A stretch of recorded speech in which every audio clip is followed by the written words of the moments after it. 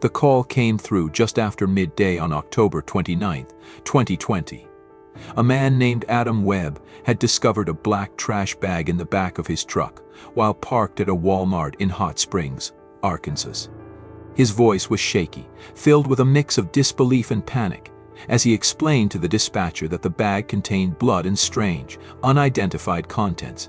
My team and I were dispatched to the scene immediately, the weight of his words heavy in the back of our minds. The parking lot was bustling with shoppers, unaware of the horror unfolding in one corner. Adam Webb stood near his truck, visibly shaken. He pointed to the bag, keeping a cautious distance, as if proximity alone might expose him to its dark contents. The bag had an odor metallic, sharp, unmistakable. As we approached, a chilling reality began to take shape. Opening the bag, we were met with a sight that stopped us cold.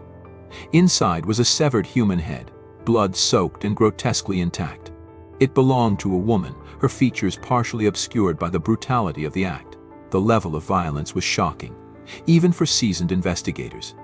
Questions flooded my mind. Who was she? Why was she here? And most pressing of all, who had done this? Our first task was to secure the scene. Walmart's surveillance footage became a priority, as did questioning Adam. He seemed sincere, adamant that he had no knowledge of how the bag had ended up in his truck.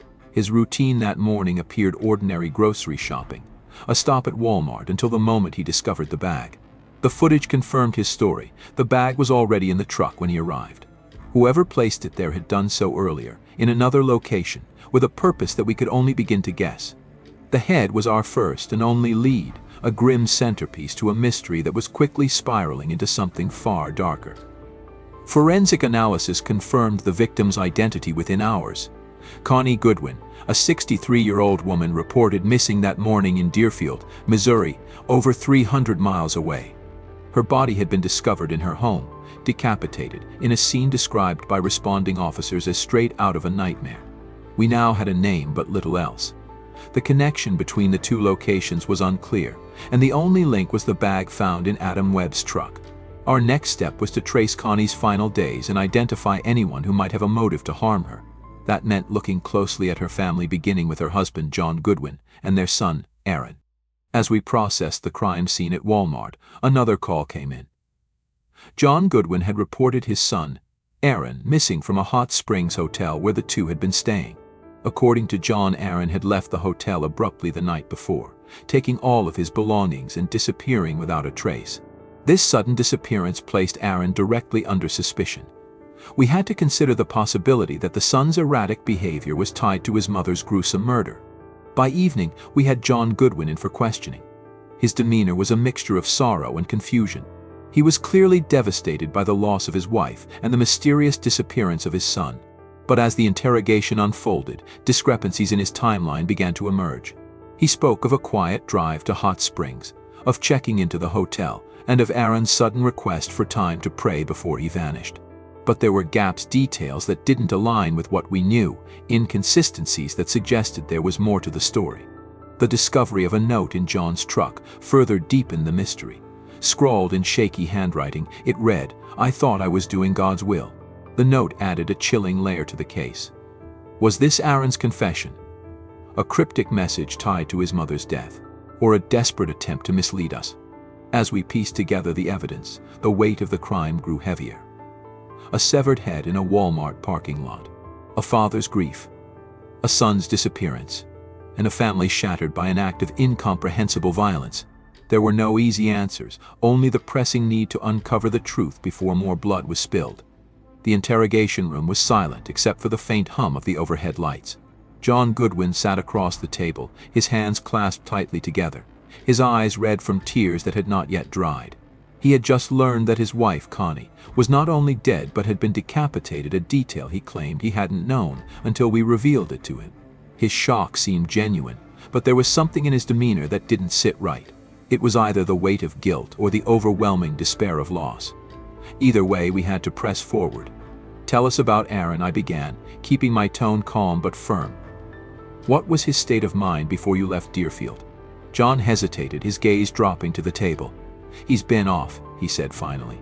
"Talking about God, judgment, things that didn't make much sense. He's always been a little intense about religion, but lately, it's been worse." He kept saying he needed to find clarity. Did he have a history of violence? I pressed. No, John replied quickly. Too quickly. Aaron's not like that. He's quiet, keeps to himself. I don't know what's been going on with him lately, but he's not violent. Yet, as John spoke, his hands trembled. There was more he wasn't saying, and we needed to get to it. Tell us about the gloves, I said, shifting gears. You mentioned Aaron asked you to buy a pair of black leather gloves before you left. Why? John leaned back in his chair, his breath hitching. I don't know. He said he needed them for something. Dress gloves. Leather.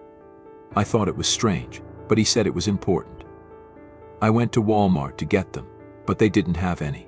I told him we'd have to stop at another store later.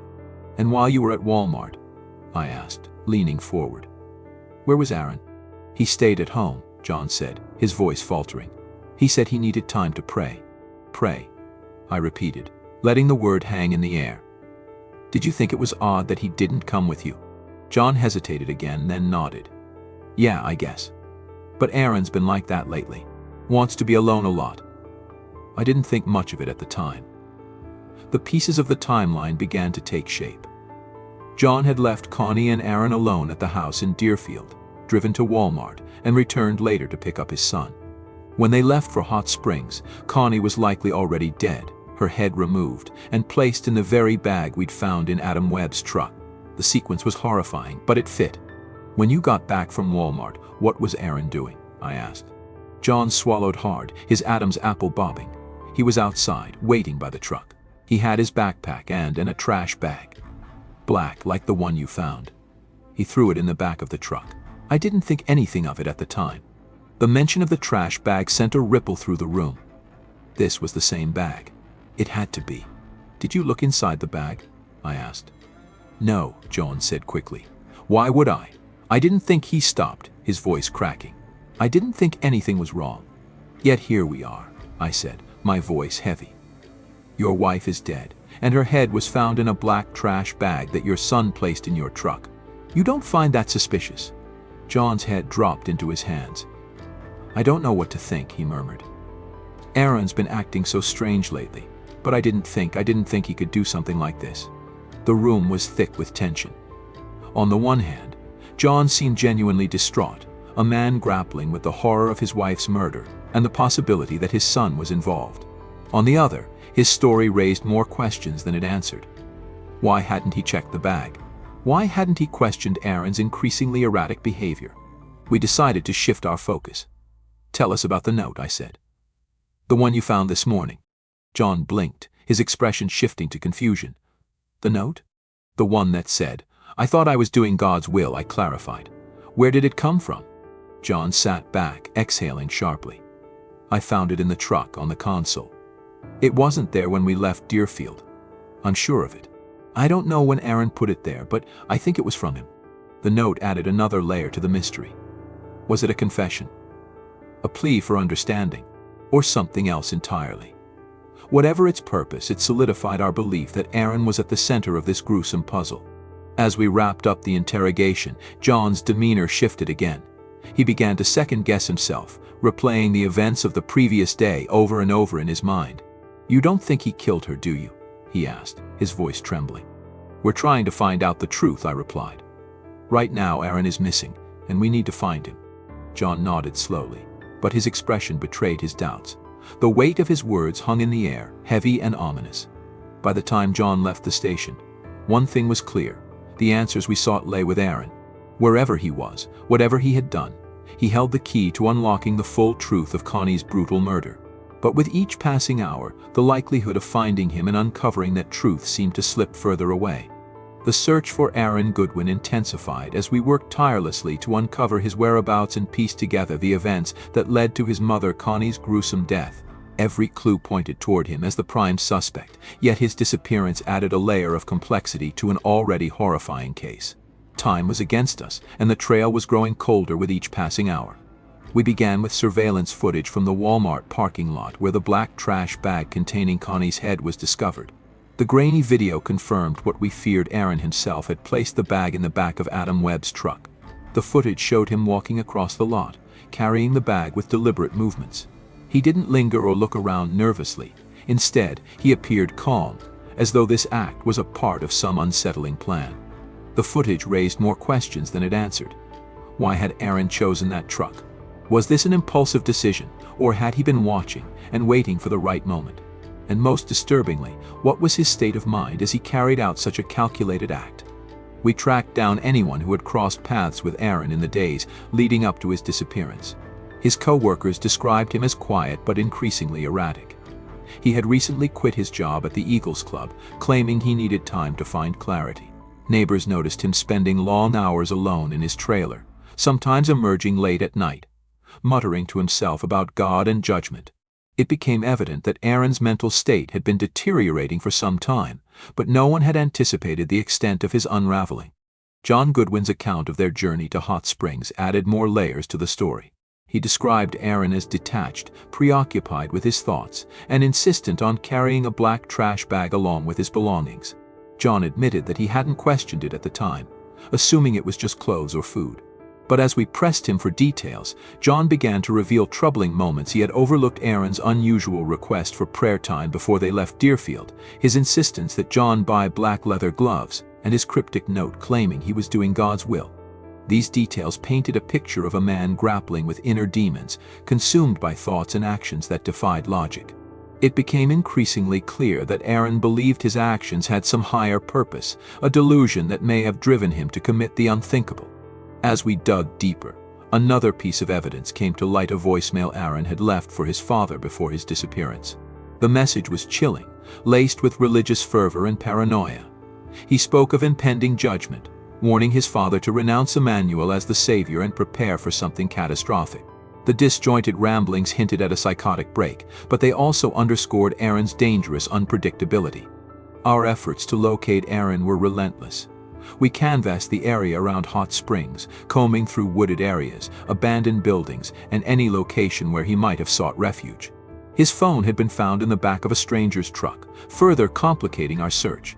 It was clear he was on the move, but his erratic behavior made it nearly impossible to predict his next steps.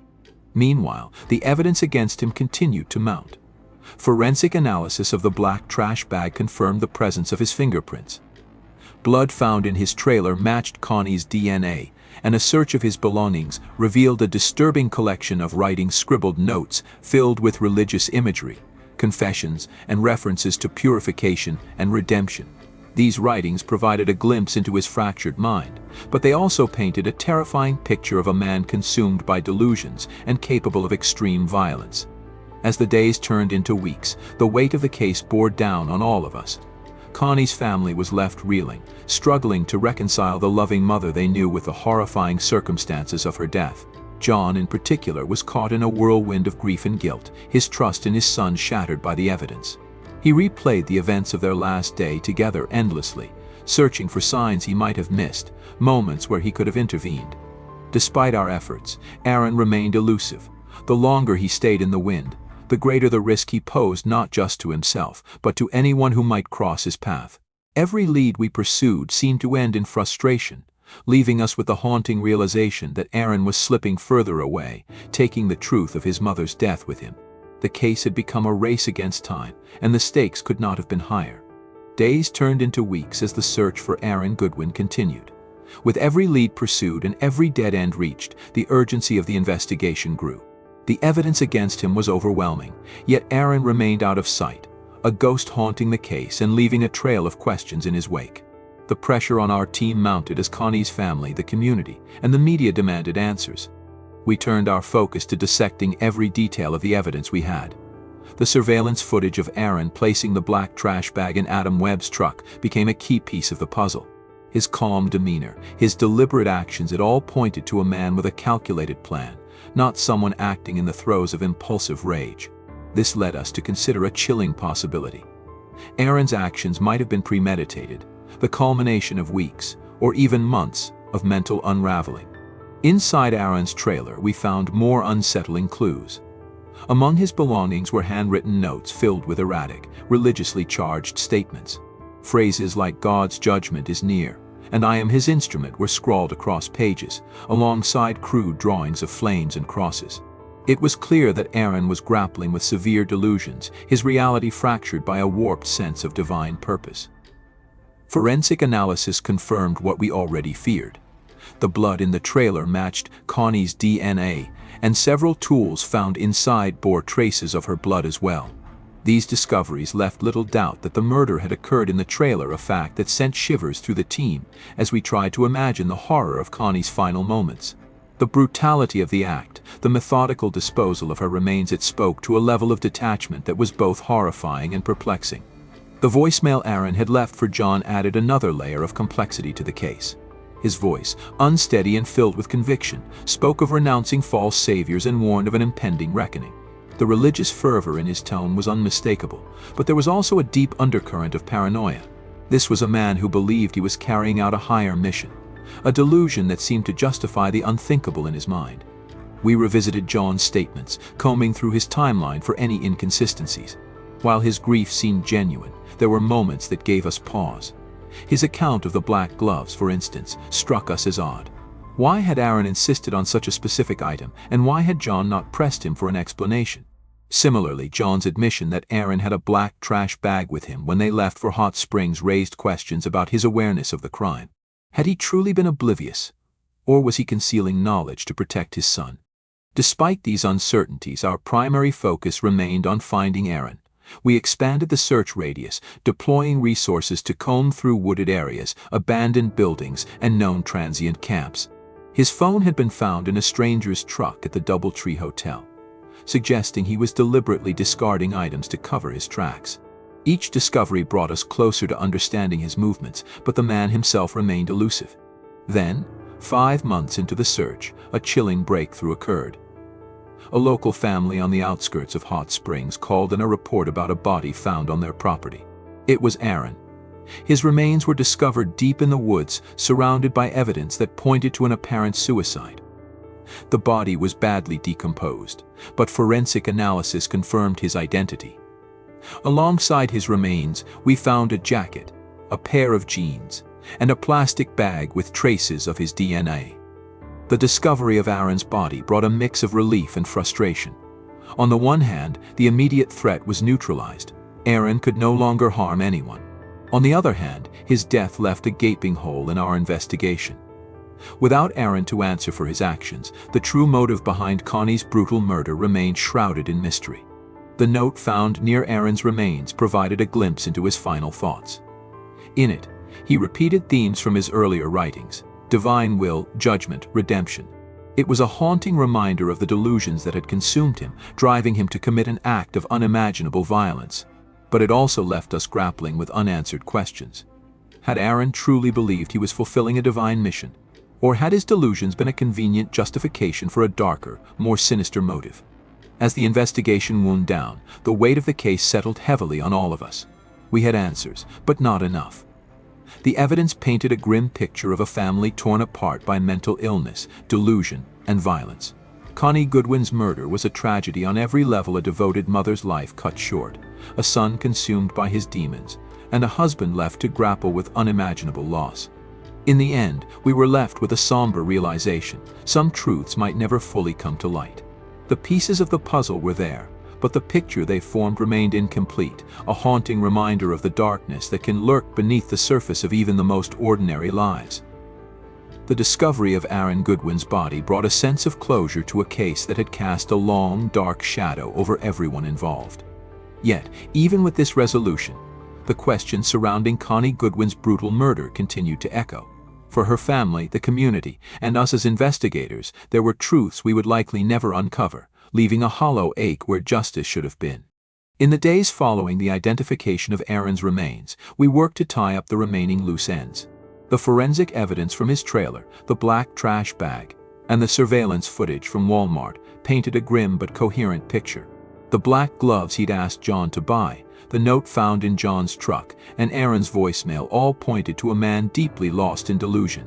Whether driven by a psychotic break, religious mania, or a twisted sense of duty, Aaron's actions had left devastation in their wake.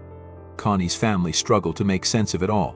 Her husband, John, was a man broken by grief. The realization that his son had killed his wife, that he had unknowingly driven alongside the evidence of her murder, was a weight he carried in silence. He replayed the last days of her life over and over in his mind, haunted by the small moments he had dismissed as unimportant. The guilt was suffocating, even though there was little he could have done to foresee the tragedy. For the community, the case left a scar. Connie was remembered as a kind, nurturing woman, deeply devoted to her children and her students. Her sudden, violent death shocked her neighbors, who struggled to reconcile the horror of her murder with the quiet life she had led. Vigils were held in her memory, candles flickering in the night as friends and family shared stories of her warmth, her love of teaching, and the unwavering strength she had shown throughout her life. The broader implications of the case weighed heavily on all of us. Aaron's actions highlighted the devastating consequences of untreated mental illness. His writings, his erratic behavior, and his deteriorating relationship with reality were signs that had gone unnoticed or ignored for far too long. If intervention had come earlier, could this tragedy have been prevented? It was a question that hung over the investigation, a painful reminder of the gaps in support systems meant to catch people like Aaron before they reached the point of no return. For us as investigators, the case was a lesson in complexity. We had pieced together the events, traced Aaron's movements, and uncovered the evidence that told the story of Connie's final moments. Yet, even with the overwhelming proof of Aaron's guilt, we were left grappling with the why. What had pushed him to such a heinous act? Was it a moment of uncontrollable rage, a calculated decision, or the result of a mind fractured beyond repair? The answers died with Aaron, leaving us to speculate and wonder. The final piece of evidence, a note found near Aaron's body, offered a glimpse into his tortured psyche. It echoed the themes of his earlier writings: divine will, repentance, and an unsettling conviction that his actions were justified. Forensic psychologists who reviewed his case concluded that Aaron had likely been in the midst of a severe psychotic episode, one fueled by delusions of religious purpose. It was a conclusion that provided context but little comfort. As the investigation closed, we handed the case file over to the archives, knowing it would remain a point of reference for years to come. It was a cautionary tale, a stark reminder of the fragility of the human mind and the devastating ripple effects of untreated illness. Connie Goodwin's life was a testament to kindness and strength. Her death, a harrowing example of how darkness can creep into the most unsuspecting places. John Goodwin returned to Deerfield to bury his wife and son, two lives lost under incomprehensible circumstances. He spoke quietly at the memorial, his voice trembling with grief. "Connie was the heart of our family," he said. "She gave everything to her children, to her students, to everyone who knew her." Aaron was struggling. "I wish I had known how much." The case of Connie Goodwin would forever remain a dark chapter in our records, a story of loss, guilt, and unanswered questions. As we packed away the evidence and filed the reports, one thought lingered in my mind, even in our search for truth. Some mysteries refuse to be fully solved. And sometimes, that's the most haunting truth of all.